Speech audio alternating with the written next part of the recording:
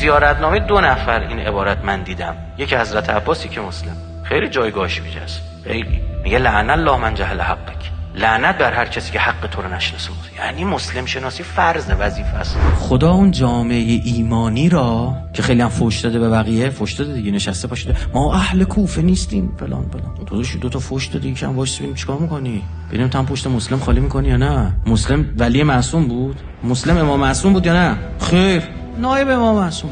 دستور جنگ داد نجنگید. به همین سادگی. چی بود؟ چه فرق داشته با بقیه؟ فرستاده امامش بود. معصوم نبود اما تو باید حرفش گوش بدی که مقدمات رسیدن آن امامی که در راه است فراهم شد. یه امامی بهش گفتی العجل آقا بیا امضا 18000 تا نور فرستادیم، پاشو بیا آقا بیا. این طرف چه اتفاق افتاده؟ باشه دیگه، آوردم تست بزنه جامعتون. یه تقی به توق خود سر نماز برگشتید. یا خداییش لعنت بر هر کسی که توی مسلمو نشناسه. باید دست به دامن گوساله صابری شویم. طلا مقل بگو هر چه طلا در خزانه کوفه حاضر کنند. من به معجزه طلا ایمان دارم. مسلم قیام به آهن کرده، من قیام به طلا خواهم کرد.